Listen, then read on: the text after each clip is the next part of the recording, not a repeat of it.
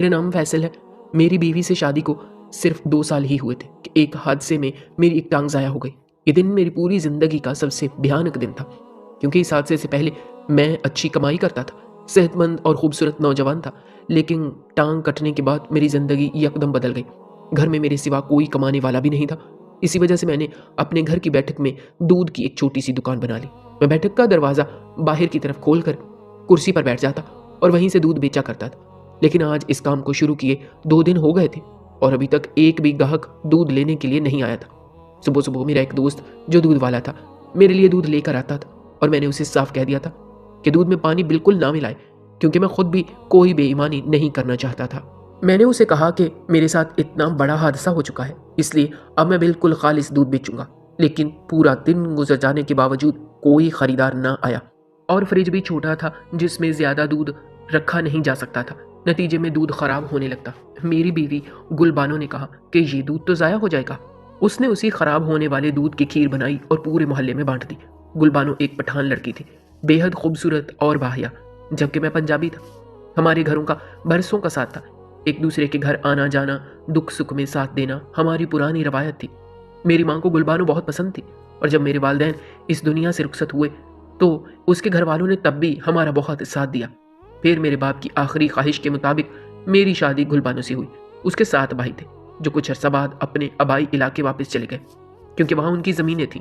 जाते वक्त उसके वालिद ने मुझे भी साथ चलने को कहा, क्योंकि मेरे वालिदैन अब हयात नहीं थे। मगर उस वक्त यहाँ मेरा कारोबार बहुत अच्छा चल रहा था, इसलिए मैंने जाने से इनकार कर दिया। फिर मेरी टांग वाले हादसे के बाद गुलबानो ने कहा कि हमें उसके वालिद और भाइयों के पास चले जाना चाहिए। लेकिन मैंने उसे साफ कह दिया कि अब अगर मैं वहां गया तो वो यही समझेंगे कि मैं माजूर होकर उन पर बोझ बनने के लिए आया हूँ। उन्होंने सोचा होगा कि मैं अपनी कमज़ोरी की वजह से उनका सहारा लेने जा रहा हूँ। मैं बहुत खुददार आदमी था, इसलिए मैंने फैसला किया कि मैं वहीं रहकर अपना काम करूँगा।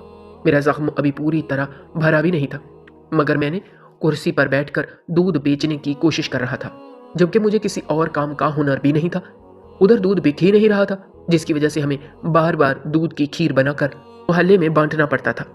इस सूरत हाल ने मुझे बहुत परेशान कर दिया था, क्योंकि इस तरह घर के हालात नहीं चल सकते थे। लेकिन एक बात तय थी, मेरी बीवी गुलबानो बहुत नेक और अच्छी औरत थी। वो मेरा हर हाल में ख्याल रखती थी। इस मुश्किल वक्त में उसने मेरा हौसला बढ़ाया और कहा कि वो हमेशा मेरा साथ देगी, कभी मुझे तन्हा नहीं छोड़ेगी। उसके काम पहले से भी ज्यादा बढ़ गए थे। घर का काम, मेरा ख्याल, सब कुछ वही संभाल रही थी।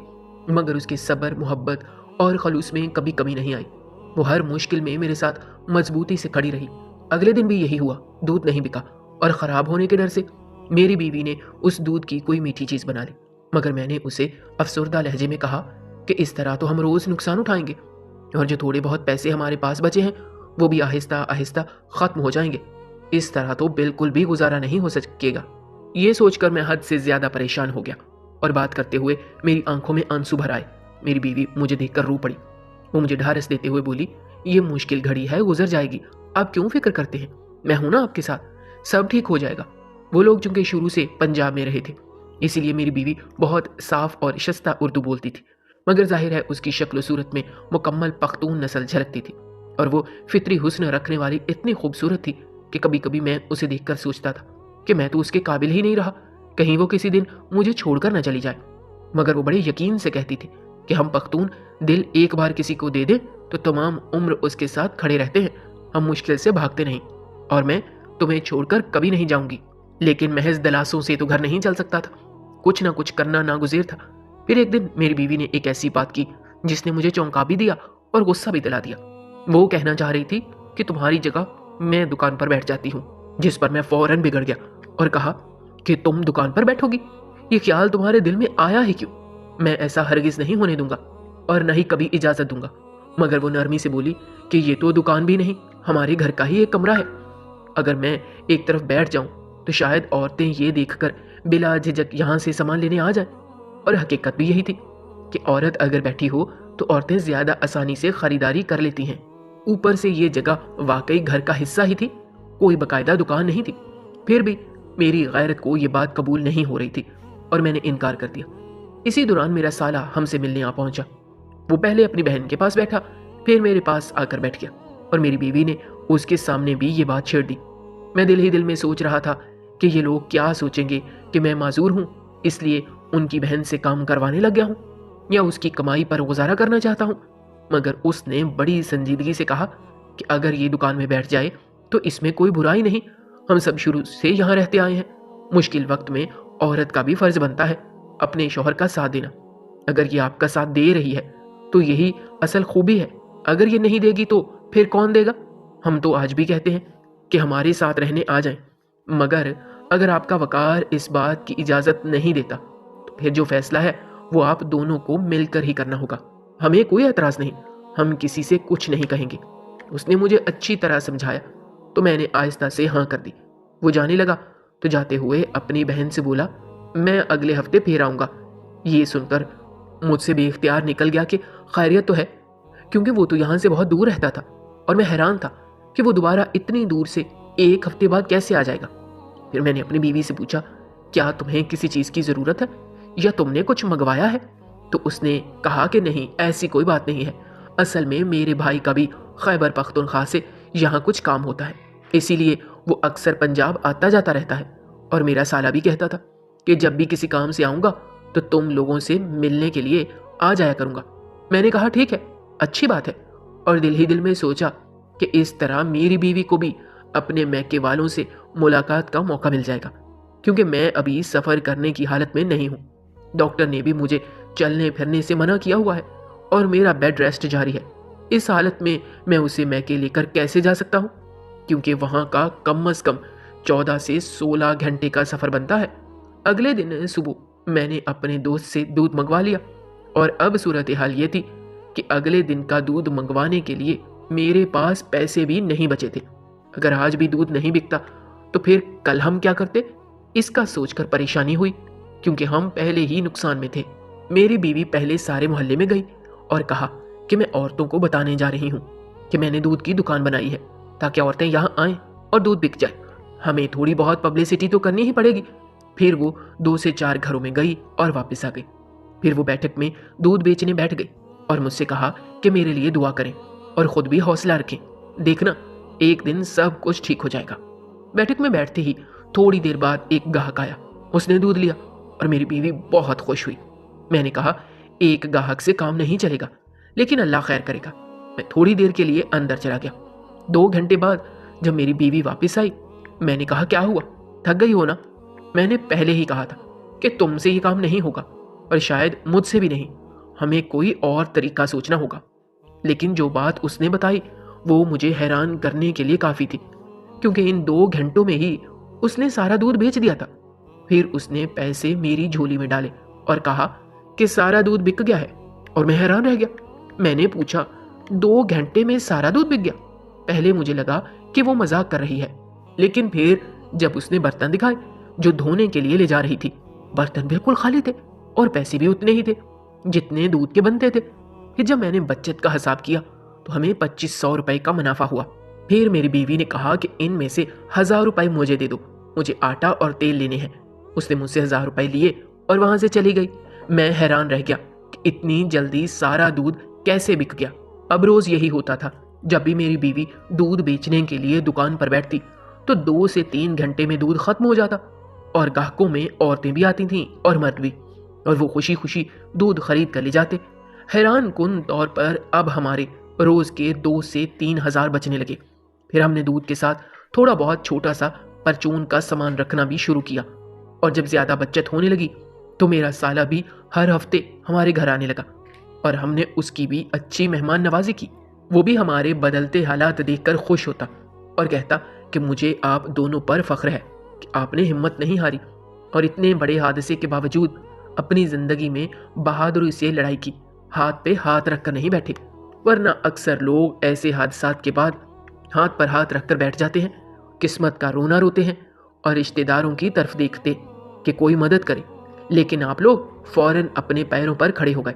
یہ بہت اچھی بات ہے، اور وہ بھی بہت خوش تھا، ہر ہفتے آیا کرتا تھا۔ لیکن ایک دن ایسا ہوا کہ میں سو رہا تھا، جس وقت میرا سالہ آیا، وہ تھوڑی دیر بیٹھا اور اس کے بعد وہ یہ سوچ کر چپکے سے جا رہا تھا کہ میں سو رہا ہوں، کہیں میری نیند نہ خراب ہو جائے۔ لیکن میں پھر بھی اس کے قدموں کی آہٹ سے جاگ گیا، اور میں نے کمرے کے دروازے سے دیکھا کہ وہ دونوں بہن بھائی بالکل کمرے کے دروازے کے بالکل سامنے کھڑے تھے اور اسی دوران اس نے میری بیوی کو شاپر بھر کر کسی چیز کا دیا۔ اسی دوران جیسے ہی میں نے ان کو آواز دی تو میری بیوی نے فوراً اپنے دوپٹے میں اس شاپر کو چھپا لیا اور وہاں سے دوسرے کمرے میں چلی گئی۔ شاید وہ شاپر رکھنے کے لیے ہی گئی تھی۔ ان دونوں کو شاید پتہ نہیں تھا کہ میں ان کو واضح طور پر دیکھ رہا تھا، کیونکہ چاند کی روشنی میں باہر کا منظر صاف نظر آ رہا تھا اور وہ دونوں ہی وہاں کھڑے تھے۔ میری بیوی گھبرا گئی۔ اس نے اپنے بھائی کو اشارہ کیا کہ بس تم یہاں سے چلے جاؤ، اور وہ دروازہ کھول کر چپکے سے نکل گیا۔ میں نے پیچھے سے آواز دی تو میری بیوی تھوڑی دیر بعد واپس آئی اور بولی، کیا بات ہے، جاگ گئے آپ؟ میں نے کہا شاہد مجھ سے ملے بغیر ہی چلا گیا، وہ بیٹھا کیوں نہیں؟ پر میری بیوی نے کہا کہ آپ سو رہے تھے اور وہ تھوڑا جلدی میں تھا، جس پر میں نے کہا اگر میں سو رہا تھا تو مجھے جگا دیتے، میں نے بھی اس سے 2-4 باتیں کرنی تھی۔ میری بیوی بولی، میں آپ کو جگانے لگی تھی مگر میرے بھائی نے خود ہی مجھے آپ کو نہ جگانے کا کہا تو میں بھی رک گئی، کیونکہ آپ کی طبیعت تو ویسے بھی ٹھیک نہیں رہتی۔ ویسے بھی وہ کافی جلدی میں تھا کیونکہ اس نے جلد ہی ضروری کام کے لیے آگے نکلنا تھا، اس لیے وہ تھوڑی دیر بیٹھ کر چلا گیا۔ میں نے کہا وہ کوئی چیز لایا تھا کیا؟ میری بیوی نے کہا نہیں، اس نے کیا چیز لانی تھی بھلا، آپ کے لیے پھل لایا تھا، وہ میں نے فریج میں رکھ دی ہے۔ جبکہ مجھے اچھی طرح یاد ہے کہ شاپر والی جو چیز اس نے میری بیوی کو پکڑائی تھی وہ پھل تو بالکل بھی نہیں تھے۔ ویسے تو شاہد بہت اچھا تھا، جب بھی وہ ہماری خیر خیریت معلوم کرنے آتا تھا تو ہر دفعہ میرے لیے پھل فروٹ لایا کرتا تھا تاکہ میری صحت تھوڑی بہتر ہو جائے۔ لیکن جو چیز اس نے میری بیوی کو پکڑائی تھی، پھر میری بیوی نے اس چیز کا میرے سامنے ذکر کیوں نہیں کیا تھا؟ ان دونوں بہن بھائی کی اس حرکت پر مجھے ان پر شک ہونے لگا اور میں تجسس میں مبتلا ہو گیا۔ میرے سالے نے میری بیوی کو کیا چیز دی تھی؟ کہیں وہ ہم پر ترس کھا کر میری بیوی کو پیسے تو نہیں دے رہا تھا؟ اور مجھے کسی صورت بھی اپنے سسرال والوں کے پیسے نہیں کھانے تھے۔ میں بے شک غریب تھا لیکن بیکاری طبیعت کا انسان نہیں تھا۔ پھر میں نے سوچا شاید میں غلط سوچ رہا ہوں، کیونکہ شاپر کے سائز کو دیکھ کر تو نہیں لگتا کہ اس میں پیسے ہیں، کیونکہ اگر اس میں پیسے ہوتے تو وہ ہزاروں میں نہیں بلکہ لاکھوں میں ہونے تھے۔ اور میں نے اپنی بیوی کو سختی سے منع کیا ہوا تھا کہ کبھی بھی اپنے گھر والوں سے پیسے نہ لینا، جس چیز کی بھی تجھے ضرورت ہوگی مجھے بتانا، پھر چاہے میں جہاں سے بھی لاؤں مگر تجھے لازمن لا کے دوں گا۔ بے شک میری دوسری ٹانگ بھی کٹ جائے مگر تمہارے لیے میں ہر حد تک جاؤں گا اور کبھی ہمت نہیں ہاروں گا، کیونکہ میں بیساکھی کی مدد سے چل سکتا تھا۔ آہستہ آہستہ میں اس قابل تو ہو ہی گیا تھا کہ اپنا وجود خود سنبھال سکتا۔ میری بیوی نے بھی مجھ سے وعدہ کیا تھا کہ وہ کبھی بھی ایسا نہیں کرے گی، وہ خود تو کما کر کھا لے گی لیکن اپنے ماں باپ سے فریاد نہیں کرے گی۔ اگر وہ اپنی مرضی سے کچھ دیتے ہیں تو وہ ان کی محبت ہے، لیکن ہم خود بول کر ان سے کبھی کچھ نہیں مانگیں گے۔ انہی باتوں کو سوچتے ہوئے پھر سے میرے دماغ میں یہ تجسس جنم لینے لگا کہ پھر وہ کیا چیز تھی جو اس نے مجھ سے چوری اپنے بھائی سے پکڑی تھی۔ آہستہ آہستہ میرا یہ تجسس شک میں تبدیل ہونے لگا کہ میری بیوی کیسے 2 گھنٹے میں سارا دودھ بیچ لیتی ہے۔ یہی وہ دودھ تھا، یہی وہ دکان تھی، یہی وہ محلہ تھا جہاں میں بیٹھا کرتا تھا۔ تب تو کوئی بھی مجھ سے دودھ لینے کے لیے نہیں آتا تھا، اور اب نہ جانے کون سا منتر وہ پڑتی ہے کہ چند ہی گھنٹوں میں سارا دودھ سیل ہو جاتا ہے۔ ایسا بھی نہیں تھا کہ میری بیوی تیار ہو کر یا بن سور کر دکان پر بیٹھتی تھی، بلکہ وہ اسلام اور پٹھانوں کی روایات پر عمل کرتے ہوئے سر پر حجاب کر کے بیٹھا کرتی تھی، اور اس نے چہرے پر کوئی میک اپ بھی نہیں کیا ہوتا تھا۔ اور میرے مشاہدے کے مطابق ایسا بھی نہیں تھا کہ کوئی گاہک اس کی خوبصورتی دیکھ کر بار بار ہماری دکان پر آتا۔ جب ان میں سے کوئی بھی خدشہ موجود نہیں تھا تو پھر یہ سب ہو کیا رہا تھا؟ خیر، اس معاملے کی حقیقت جاننے کے لیے مجھے کچھ نہ کچھ تو کرنا ہی تھا۔ اب روزانہ حسب معمول میری بیوی مزے سے دودھ بیچتی اور پیسے لا کر مجھے پکڑا دیتی، اور پھر کچھ ہی دیر بعد وہ گھر کی کوئی چیز لینے چلی جاتی۔ ایک بار میرے پوچھنے پر اس نے مجھے کہا تھا کہ میں عورتوں کو روز کہنے جاتی ہوں کہ وہ دوسرے گھروں کی خواتین کو بھی کہا کریں کہ وہ مجھ سے ہی دودھ لیا کریں، لیکن در حقیقت دکان پر مردوں کی نسبت عورتیں تو بہت کم آ رہی تھیں، اور دکان پر آتی بھی وہی عورتیں تھیں جن کی بازار میں چلتے پھرتے جب دکان پر نظر پڑ جاتی تو وہ حسب ضرورت کوئی چیز یا دودھ خرید لیتی تھیں۔ اب मेरी बीवी ने दूध के साथ दही भी बेचना शुरू कर दिया था। इस बात को 3-4 महीने हो गए थे। अब मैं चल सकता था। मैंने अपनी बीवी से कहा कि गली की दूसरी तरफ मेरे दोस्त का घर है, वहां तक जा रहा हूँ, थोड़ी मेरी वॉक भी हो जाएगी। बैठे बैठे मेरे पूरे जिस्म में दर्द हो रहा है। उसने कहा ठीक है, आप चले जाएं, वैसे भी मैंने दूध बेचना है, उसके बाद मैं खाना बना लूंगी। मैंने कहा ठीक है। फिर मैं दोस्त के घर गया और वहां जाकर मैंने उसे भी ये सारी बात बता दी, अपना हुलिया बदला, और मैं अपने दोस्त की मदद लेकर बीवी की दुकान पर आया। मैंने ये सोचा था कि मैं बीवी की दुकान पर हुलिया बदल कर आऊंगा और उससे दूध खरीदूंगा। अगर वो कोई गड़बड़ कर रही हुई तो मुझे पता चल जाएगा। अगर उसने मुझे दूध दे दिया और मुझसे पैसे ले लिए और ऐसी वैसी कोई बात ना हुई तो पता चल जाएगा कि दरअसल मामला क्या है। वैसे मुझे मेरी बीवी पर इतना शक नहीं करना चाहिए था, वो मेरा साथ दे रही थी, लेकिन शक तो फिर शक होता है, क्योंकि बड़ों का कहना है कि अगर किसी पर शक हो तो उसको दूर कर लेना चाहिए, नहीं तो ये रिश्तों को खा जाता है। और मैं ऐसा नहीं चाहता था। मैं तो यही सोच रहा था कि मेरी ही गलतफहमी होगी, मुझे ही कोई वहम हुआ होगा और मेरी बीवी की ऐसी कोई बात नहीं होगी। लेकिन जब मैं वहां पर गया तो मैंने कहा कि 2 किलो दूध दे दे।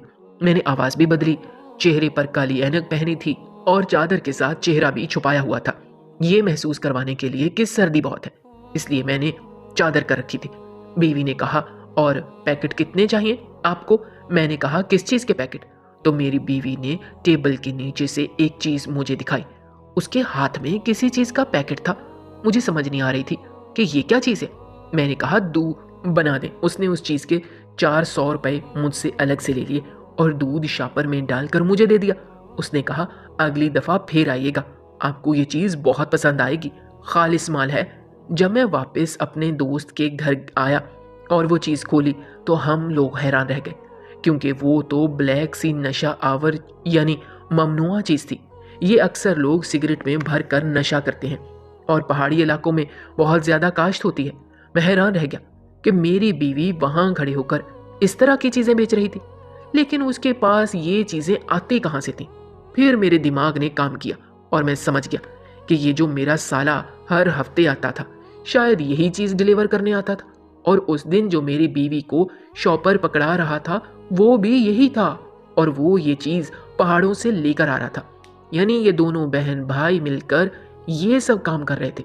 उसका भाई खुफिया तौर पर अपने ग्राहकों को हमारा एड्रेस देकर भेजा करता था ताकि किसी को शक न हो और कानून की पहुंच से बचा रहे। मगर दूध जैसे खुदा के नूर के साथ इस तरह की चीज बेचना कोई अच्छा काम नहीं था। लोग दूध लेने के बहाने साथ ये चीज भी लेने आते थे। इसका मतलब कि मेरी दूध की दुकान पर सारे नशा करने वाले ही आ रहे थे। अपने घर वालों को कहते होंगे कि हम दूध लेने जा रहे हैं, जबकि असल में वो चीज लेने आते थे। इसी बहाने दूध भी मिल जाता था और वो चीज भी अलग से बिक जाती थी। उसके पैसे मेरी बीवी मुझे नहीं देती थी, शायद अपने पास जमा कर रही थी, और दूध के पैसे वो मुझे रोज के रोज दे दिया करती थी। मैंने अपना सर पकड़ लिया और मेरा दोस्त हंसने लगा। उसने कहा तुम्हारी बीवी पठान है ना, इसलिए वहां पर तो ये कारोबार बड़ा आम है। मैंने कहा तुमको हंसी आ रही है? तो उसने कहा नहीं यार, मुझे हंसी नहीं आ रही, ये कह रहा हूं कि वहां पर तो ये सब कुछ होता है और यहाँ भी तो लोग आम होटलों से लेते हैं, तो क्या हो गया अगर वो भी बेच रही है तो? मैंने कहा यह गलत बात है, आज ही जाकर मैं बीवी से बात करूंगा। फिर जैसे ही मैं घर पहुंचा मैंने अपनी बीवी से पूछा कि तुम मुझसे कोई चीज तो नहीं छुपा रही हो? शाहिद क्यों आता है, क्या लेकर आता है? वो घबरा गई। मैंने सारी बात बता दी कि आज ये सब कुछ हुआ है और मुझे पता चल गया है। मेरी बीवी ने सारा कुछ कबूल कर लिया। उसने कहा आपने 3-4 दिन बैठ कर देखा, कोई ग्राहक भी नहीं आया, हमारा नुकसान हो रहा था। मैंने ये बात अपने भाई से की तो उसने मुझे ये मशवरा दिया। उसने कहा कि वहां से सामान ले आऊंगा, ये चीज वहां पर बहुत सस्ती मिलती है और यहाँ पर बहुत महंगी बिकती है, और वही मुझे ये सामान देने के लिए हर हफ्ते आया करता था। मेरी बीवी बीच में रुक गई। मैंने उसे गुस्से से देखा और मैंने कहा कि पूरी बात बताओ, बोलती जाओ कि क्या किया है तुमने। मेरी बीवी ने कहा कि जिस दिन मैं पहले दिन दुकान पर बैठने लगी थी उस दिन घरों में जाकर मैंने यही बात की थी, क्योंकि मुझे यहाँ मोहल्ले का पता था कि किस घर में क्या होता है। कुछ लोग यहाँ पर पठान भी हैं, उनसे भी मैंने जाकर बात की थी। उन्होंने कहा کہ ہم لوگ ضرور آئیں گے۔ اس کے بعد میں نے یہ کام شروع کر دیا۔ ایک بندہ ایسا آیا، پھر اس نے سب کو یہ بات بتا دی۔ اگر افغانستان یا کسی دور کے علاقے کا مال قریبی جگہ پر ہی مل جائے تو لوگ بہت زیادہ خوش ہو جاتے ہیں۔ ان کے لیے تو وہ چیز نہیں بلکہ قیمتی سونا ہوتا ہے، اور اگر مال بھی خالص ہو تو پھر لوگ کیوں نہ خریدیں۔ میں نے جب اپنی بیوی کو غصے سے دیکھا تو اس نے نظریں جھکا لی۔ میں نے کہا کہ تم کیا کرتی رہی ہو، اور پھر اس علاقے کے مال کی تعریف بھی کر رہی ہو؟ تمہیں شرم آنی چاہیے اس طرح کا کام کرتے ہوئے۔ اس نے کہا وہاں پر تو بندہ بندہ اس چیز کو سگریٹ کے ساتھ سلگاتا ہے، کچھ بھی نہیں ہوتا۔ تو میں نے کہا یہ چیز غلط ہے، اگر ایک کام سارے کرنا شروع کر دیں تو کیا وہ ٹھیک ہو جاتا ہے؟ میری بیوی لاجواب ہو گئی۔ اس نے کہا پھر دودھ بھی کوئی نہیں لے گا، پھر اس طرح تو کچھ نہیں ہوگا۔ میں نے کہا تم یہ سب نہیں کرو، اگر ہمارے نصیب میں کھانا ہوگا تو وہ مل جائے گا، اگر نصیب میں نہیں ہوگا تو نہیں ملے گا۔ آج کے بعد تم یہ کام نہیں کرو گی، اپنے بھائی کو منع کرو، نہیں تو مجھ سے برا کوئی نہیں ہوگا۔ میری بیوی نے کہا اگر ہم دودھ کے ساتھ یہ چیز نہیں دیں گے تو پھر ہماری دکان تو بند ہی سمجھے، کوئی بھی دودھ نہیں لے گا ہم سے۔ میں نے کہا نہیں لیتا تو نہ لے، لیکن ہم اس طرح کے گرے ہوئے کام نہیں کریں گے۔ دنیا میں بے شمار کام ہے، ہم کوئی اور کام کر لیں گے، میں کچھ اور کر لوں گا۔ اب میں چلنے کے قابل ہو گیا ہوں، میں قرضہ لے کر رکشہ لوں گا، میں رکشہ چلا لوں گا، میں محنت کر لوں گا، لیکن تم اس طرح کا کوئی کام نہیں کرو گی۔ میں نہیں چاہتا کہ ہم کسی کے لیے ایسی چیز کا ذریعہ بنے جس سے اس کی صحت بھی خراب ہو۔ میری بیوی فوراً بولی اس سے صحت خراب نہیں ہوتی۔ میں نے بھی فوراً کہا کہ چپ کر جاؤ، بس تم یہ کام نہیں کرو گی۔ اس نے کہا ٹھیک ہے، آئندہ شکایت کا موقع نہیں دوں گی، وعدہ کرتی ہوں۔ اگلے دن ہم نے یہ کام نہیں کیا تو واقعی دودھ نہیں بکا۔ میں نے اپنی بیوی کو کہا کہ ٹھیک ہے، بس میں چیک کرنا چاہتا تھا کہ دودھ بکتا ہے یا نہیں، لیکن یہاں کے لوگ تو شاید ایسے ہی ہیں۔ میں نے اپنے دوست سے قرضہ لیا اور ان پیسوں سے ایک رکشہ لے لیا، کیونکہ میری ٹانگ خراب تھی، میں چل نہیں سکتا تھا، لیکن میں اپنے ہاتھوں اور ٹانگوں کے مطابق رکشے کے پارٹس کی مخصوص سیٹنگ کروا کر اس میں بیٹھ کر رکشہ چلا سکتا تھا۔ اب میں رکشہ چلاتا تھا۔ ایک دن میری بیوی میرے پاس آئی اور بولی کہ اس سامان کو بیچ کر میں نے کچھ پیسے بنائے تھے، اب ان پیسوں کا کیا کروں؟ کیا یہ پیسے بھی برے ہیں؟ تو میں نے اپنی بیوی کو کہا ہاں، یہ پیسے بھی ہم پر حلال نہیں ہیں، تم یہ پیسے اپنے بھائی کو واپس کر دو، بلکہ ادھر مجھے دو، میں اس کے گھر پوسٹ کروا دوں گا۔ وہ یہاں پر آیا تو میں اس کو باتیں سناؤں گا، اسے کہوں گا کہ کچھ عرصہ یہاں پر نہ آئے۔ جب میری بیوی مجھے پیسے دے رہی تھی تو ایسا منہ بنایا تھا جیسے اپنا گردہ نکال کر دے رہی ہو، کیونکہ وہاں پر یہ سب کچھ نارمل تھا، لیکن یہاں پر نہیں۔ پہلے میں نے اس پر سختی کی تھی، پھر میں نے اسے پیار سے سمجھایا کہ بری چیز بری ہی ہوتی ہے، چاہے اس کا نقصان تھوڑا ہو یا زیادہ، وہ ایک نقصان دہ چیز ہے۔ اس نے کہا ہاں، لیکن ہم مجبور تھے، دودھ کا کاروبار تو چل نہیں رہا تھا، پھر کیا کرتے؟ میں نے کہا ہم اس وقت واقعی مجبور تھے، مگر اب نہیں ہے۔ رکشے کی کمائی سے بے شک ہم دال روٹی کھا رہے ہیں، مگر عزت کی کھا رہے ہیں۔ خیر، پھر میری بیوی نے بھی میری بات مان کر خود کو دلاسا دے لیا، اور دودھ کا کاروبار بھی ہم نے بند نہیں کیا تھا، بلکہ اتنا ہی دودھ رکھا تھا جتنے ہمارے تھوڑے بہت گاہک بن چکے تھے۔ پھر جیسے جیسے ہمارے گاہک بڑھتے گئے ویسے ویسے ہم نے دودھ کی مقدار کو بھی بڑھا دیا تھا۔ جلد ہی اللہ نے ہمارے دودھ والے کاروبار میں بھی برکت ڈال دی، اور رکشے سے بھی ہمارا اچھا گزارا ہونے لگا۔ یوں سمجھ لیں کہ ہماری زندگی کی خوشیاں پھر سے ہمارے پاس لوٹ آئی تھیں۔ جب میں نے دیکھا کہ اب سب کچھ ٹھیک چل رہا ہے، تب میں نے ایک اسپتال کے سینئر ڈاکٹر سے بات کی، جس پر انہوں نے کہا کہ وہ میری مصنوعی ٹانگیں بھی لگوا دیں گے، اور پھر میں اپنے قدموں پر چل بھی سکوں گا۔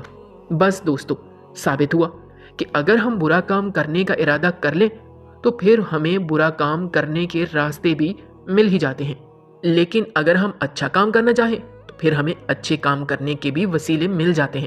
انسان کے سامنے ہمیشہ دو راستے ہیں، ایک صحیح اور ایک غلط، لیکن اسے ہمیشہ وہی راستہ نظر آتا ہے جو اس کو آسان لگتا ہے۔